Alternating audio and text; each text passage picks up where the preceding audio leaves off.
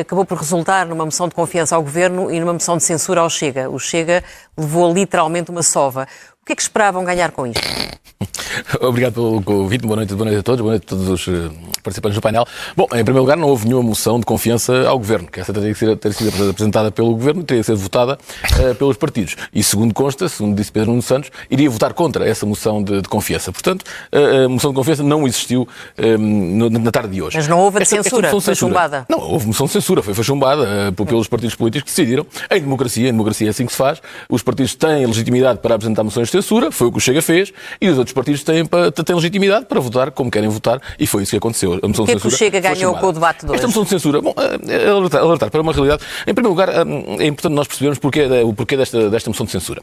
Entre vários assuntos, e este é o mais pertinente, este último caso desta semana de Luís Montenegro, com tudo o que aconteceu, eu acho que Luís Montenegro teria que prestar explicações ao país. Acho que o país precisa dessas explicações. E é Mas para um Primeiro-Ministro explicar é preciso uma moção de censura? É preciso uma moção de censura porque há muita coisa neste governo que não está bem. A moção de censura não é só metida por causa deste caso de Luís Montenegro. Existem uma série de casos, desde o princípio deste governo, que fazem com que este governo seja censurado. Se nós estivéssemos a falar de um governo do Partido Socialista... Não foi isso que vocês disseram. Disseram que a censura era por causa deste caso de Luís Montenegro. A censura é um acumular de situações...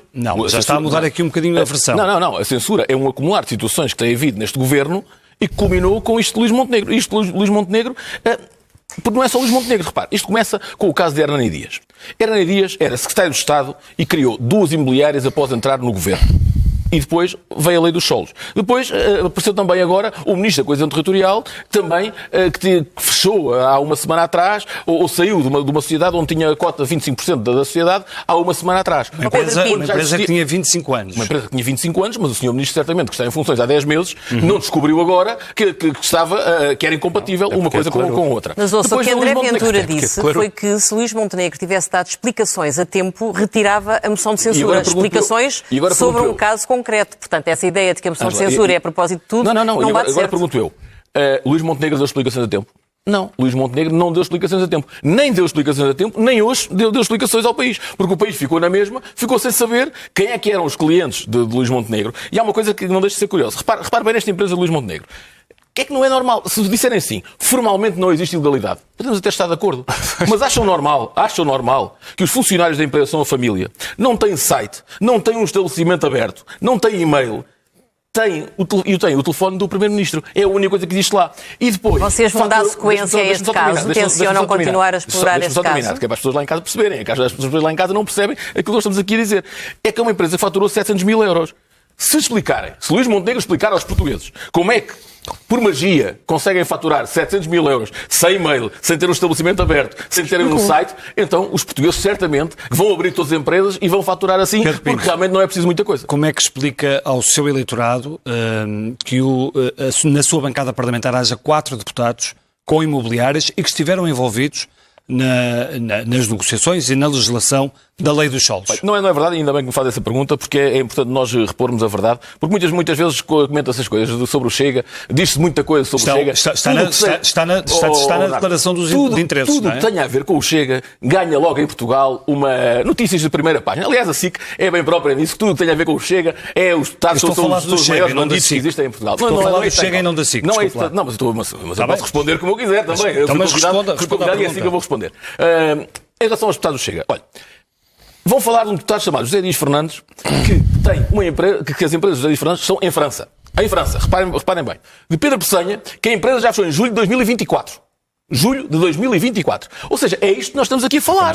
E agora parece que os deputados do Chega todos têm agora. Mas olha, há uma coisa que os deputados... 4 deputados. Falou de 2. Já falo dos outros. Mas não, peraí, 4 deputados, já me falou de 2. Os outros 2. Não, já falo dos outros 2. Sim. Agora, há uma coisa que os deputados do Chega... Eu posso falar dos outros 2 já se quiser. Filipe Melo. A empresa não tem atividade desde 2022. A empresa onde está. E a deputada Felicidade Vital é sócia... Aliás, já nem é sócia-gerente dessa empresa. Portanto, é isto que está aqui em causa. Agora, é isto que está aqui em causa. Agora, a diferença... Há 4 deputados que têm imobiliárias, é isso que está a dizer. Não estou a dizer isso. Então. Há um deputado, que já acabei de dizer que há um deputado que em julho de 2024, na verdade, eu vou repetir que é para as pessoas perceberem, julho de 2024, dissolução e encerramento da sua empresa. Dissolução e encerramento de julho de 2024. Portanto, já não são 4, já nesta passamos a 3. Depois há outro que as empresas são da filha e estão sediadas em França. Já passámos a 2. E depois temos Felipe Melo, desde 2022, que a sua empresa não tem nada. Ou seja, esta é que é a verdade. E esta é a verdade que nós temos de dar. Continuidade é que tencionam dar a esse caso. Deixa-me só dizer isto. Esta é a diferença de quem declara das suas empresas, de quem no registro de interesses diz a verdade. A verdade aos portugueses, que é isso que lá está. Agora, eu só gostava de saber é se nos outros partidos, o PS e o PSD, particularmente, mas particularmente o PSD, se os deputados do PSD, todos eles meteram no registro de interesses que têm empresas imobiliárias. Se calhar há alguns que até fazem publicidade no Facebook de venda de imóveis e não está no registro de interesses. Vão ver, vão averiguar. Pergunta-me se Luís Montenegro sai mais fragilizado. E se o Governo, por essa via, sai também mais fragilizado. Eu podia procurar várias citações, procurar várias explicações, mas não vou mais longe. A nossa pivô, Ângela Silva, que é uma reputadíssima jornalista política, de há muitos anos esta parte, não que tenha idade para ser há muitos anos, mas é efetivamente uma jornalista que toda a gente respeita. Começou este programa a dizer assim: uma moção de censura que foi uma moção de confiança ao Governo, o que significa que a moção que era de censura se transformou numa moção de confiança, é assim mesmo, tem razão a Ângela Silva, e que se transformou numa sova ao Chega. Estou a citar o início deste debate. Vale o que vale. Creio que com isto responde se o Primeiro-Ministro saiu mais fragilizado ou não. E agora queria passar ao resto para fazer alguns comentários. Mas ganhar um debate não é necessariamente encerrar esta causa. Não, nem eu estou a dizer que a causa só é encerrada quando quem não quer ser é relativamente objetivo que o debate ficou bem. Agora, acha que ficou tudo esclarecido? Da minha parte ficou tudo absolutamente esclarecidíssimo. Não, mas eu quero... Como é que o Primeiro-Ministro... Espera, desculpa, eu não consigo responder, mas eu espero. Como é que o Primeiro-Ministro, quando responde pela primeira vez ao Correio da Manhã, reconhece que um dos clientes era a Cofina à época e não diz mais nada sobre quem são os outros clientes? Sabe porque é que eu digo que só não compreendo quem não quer ou quem quer mesmo ser esclarecido? Então eu tenho um problema de compreensão. Não, porque o Primeiro-Ministro explicou isso hoje. Sim. Não ouviu? Ouvi. Ouvi, mas não disse os clientes, não falou dos clientes. Mas porque é que o Primeiro-Ministro explicou precisamente aquilo que acabou de perguntar? Não viu. Questões de confidencialidade. Não foi. Pronto, eu vou-lhe responder diretamente. Não tem mal. O Bernardo não ouviu. Pronto. Foi a Cofina que divulgou. Como é evidente, o que o Primeiro-Ministro disse sobre os clientes da empresa e disse com propriedade, o Primeiro-Ministro, deixe-me dizer que, na minha opinião, foi hoje mais longe do que eu iria. Quero dizer isso aos portugueses de forma muito clara.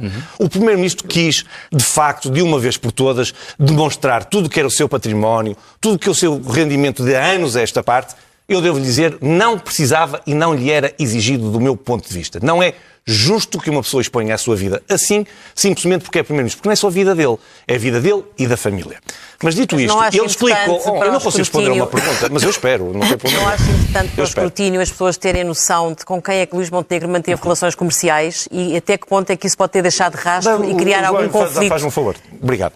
Ângela, deixa-me só então explicar porque é que o Primeiro-Ministro, porque é que foi conhecido que a Cofina foi cliente da empresa onde o Primeiro-Ministro foi sócio.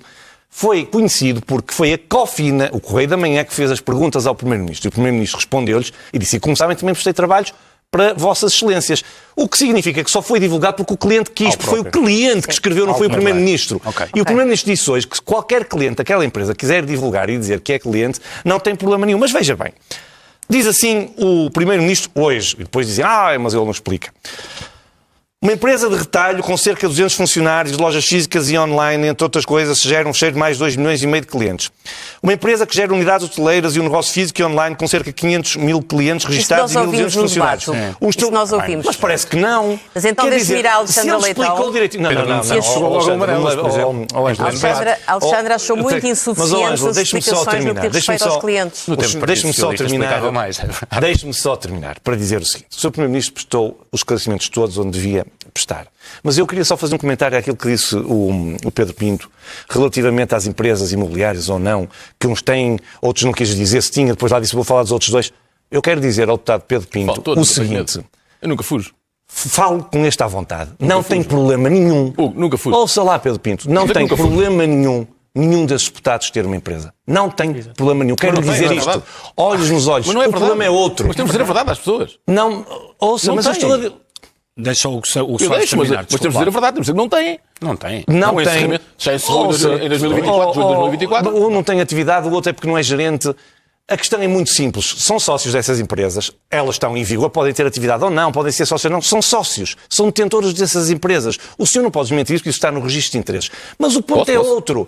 É que é justo e é legítimo que eles tenham. O que eu quero que os portugueses saibam, e que eu gostava que o deputado Pedro Pinto e o Chega interiorizasse, é que vale para si o que vale para os seus deputados e o que vale para os outros. Vale o registro de interesses, que de resto todos os membros do governo também fazem. Porque o Sr. Deputado Pedro Pinto, o que quer que as pessoas pensem é: os meus até puseram no registro de interesses e os outros não. Não é verdade, está lá tudo. Não está. Não está. Olha, dos seus deputados, então vai ver os seus deputados e vai ver que há deputados que não estão lá tudo. Mas é este, está a ver, é este... esta mentira constante que não é mentira. Descredibiliza o regime, que nos leva a que as pessoas que nos acompanham cada vez desacreditem mais. Mas não está. A questão é, não há nenhum conflito de interesse, nem naqueles deputados, nem no resto. O Soares apresentou os 4 hoje. Há bocado não respondeu à pergunta que eu lhe fiz. Que sequência é que tencionam dar a este caso? Bom, vamos aguardar, vamos reunir com o Presidente da Aventura e vamos certamente dar consequência a esse caso, porque os portugueses têm que ter explicações. Mas admitem que é mais uma comissão de inquérito? Não sei, é uma coisa que pode estar em cima da mesa. Agora, há uma coisa que nós temos que saber, e temos que perceber, é que o Primeiro-Ministro não respondeu às perguntas que os partidos políticos fizeram. Só houve 2 partidos políticos também que fizeram perguntas. Diga-me uma coisa, que pergunta é que o Primeiro-Ministro não respondeu? Diga lá, já disse isso 5 vezes, diga lá uma pergunta que o Primeiro-Ministro não tem respondido. Quais é que são os clientes, por exemplo? Quais são os clientes? Eu acabei de ler. Quais é que são os clientes? Nenhum disse para um cliente. Nenhum cliente. É tão difícil uma pessoa dizer tantas coisas rápidas e seguidas e nenhuma delas corresponder à verdade. É muito difícil. O Partido Socialista... Um disse. Isso já sabia. Não foi ele que disse, foi o próprio. Está à prova do governo, dos 2 partidos que suportam o governo, estão tão nervosos. Já Luís Montenegro hoje estava nervoso, Hugo Soares hoje estava nervoso. E não é possível fazer debates assim. O nervosismo de Luís Montenegro, o nervosismo de Hugo Soares, líder parlamentar do PSD, nós percebemos que o Chega tem razão. É mais uma das coisas que nós estamos e não vamos largar e vamos querer investigar e vamos querer saber quem é que são os clientes de Luís Montenegro. E é esse clima de suspeição que os senhores lançaram, são os senhores que lançam o clima de suspeição. Porque Luís Montenegro viesse dizer a verdade ao país, viesse dizer a verdade aos portugueses, viesse dizer assim: sim senhor, a minha empresa faturou isto e os meus clientes eram estes e estes. Se calhar não estávamos aqui agora a fazer este debate, estávamos a fazer coisas mais interessantes para o país. Mas como não nos deixam fazer coisas mais interessantes para o país, porque Luís Montenegro quis manter este clima de suspeição, nós temos que continuar a falar sobre isto. Acha que esta moção de censura é suficiente para fazer esquecer os casos que estão a fragilizar o Chega, nomeadamente Miguel Arruda, o caso da prostituição de menores, outros casos criminais que envolvem neste momento vários dirigentes do Chega? Eu gostava, sinceramente, é uma das coisas que eu gostava, é que fossem escrutinar todos os partidos políticos como fazem ao Gostava. Sinceramente gostava. Agora, há aqui 2 coisas diferentes. Primeiro, que o Chega é o partido político mais escutado, mais que os outros partidos todos. Desculpe, isto é o Ministério Público. Quando vão buscar um caso de um vice-presidente de uma conselhia, aqui não sei onde, que fez isto ou fez aquilo, quando já nem é presidente de conselhia. Bom, estamos a falar de um caso. Estamos a falar de um caso que é o deputado da Nação. Claro. Estamos a falar de um caso que se mostrou, que aí demonstrou o que é o Chega. É que quando esses problemas aparecem no Chega, a primeira coisa que nós fazemos é afastar as pessoas. É isso que o Chega faz. Que não podia responder porque os seus deputados fizessem relativamente ao deputado que andava a roubar malas. Os partidos políticos. Portanto, não é uma questão de escrutínio, é uma questão de se tornar evidente que há deputados que não podem ser deputados pelo tipo de prática que tem na sociedade portuguesa. Estamos de acordo. Os partidos políticos são feitos por pessoas. Acha que escolheram mal a bancada parlamentar? Os partidos políticos são feitos por pessoas. E são pessoas, claro, pessoas como nós. Pessoas como nós que estão nos partidos políticos. Agora, se uma pessoa tem um currículo, se é engenheiro do ambiente ou biólogo, tem duas ou três formações na Universidade dos Açores, como é que nós vamos perceber, ou vamos se roubava malas no aeroporto ou se não roubava malas no aeroporto? Ninguém percebe isso, ninguém é normal. Isto aconteceu ao Chega, como pode acontecer a qualquer outro partido político. Eu não acredito. Que alguém do PSD, ou do PS, ou do CDS... que os outros é capcioso e é ofensivo. Tem de deixar terminar. O Hugo tem sempre esta mania, porque quando não tem razão, tenta falar por cima dos outros. É isso que o Hugo faz. O Hugo faz sempre isto. Mas comigo hoje não cola isso. Hoje não cola isso comigo. A vossa relação com o PSD e com a AD está irremediavelmente estragada. O que lhe pergunto é, no próximo Orçamento de Estado, o Governo, em caso algum, poderá contar com os Chega. Em caso algum poderá contar com o Chega. Até porque o Luís Montenegro hoje faltou ao respeito a 1.200.000 portugueses. E isso eu não admito. Mas posso terminar? Só vou perguntar. Pelo amor de Deus. Pelo amor de Deus. Se vocês querem falar sozinhos, façam um debate só com vocês. E juntam-se o CDS e o PSD.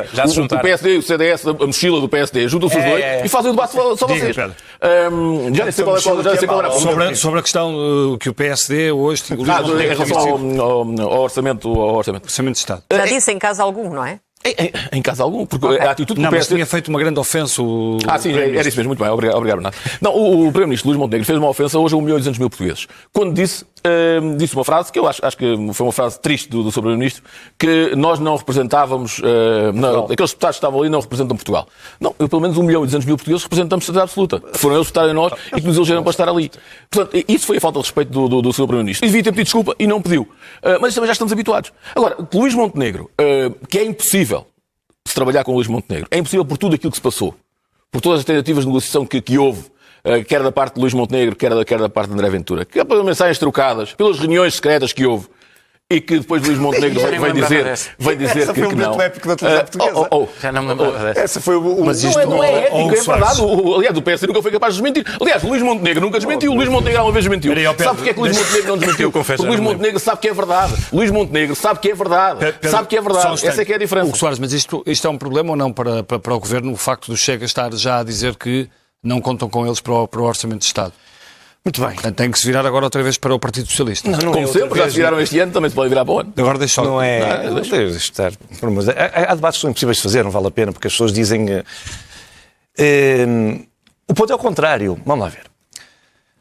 Eu podia lembrar ao Pedro Pinto e aos portugueses, que os portugueses estão a ouvir e sabem, que quem andou uma campanha inteira,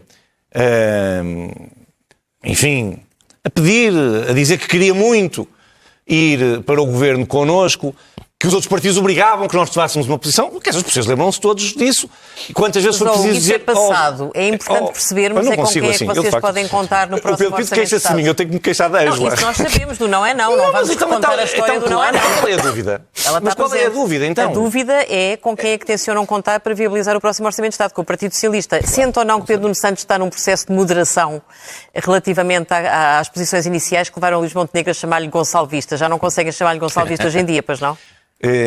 O Governo e o Grupo Parlamentar do PS, quando for à altura, negociará como fez desta vez, com todos os partidos que têm assento parlamentar. É evidente que é muito mais fácil haver, como aconteceu, um entendimento para a viabilização do orçamento com o Partido Socialista. Claro!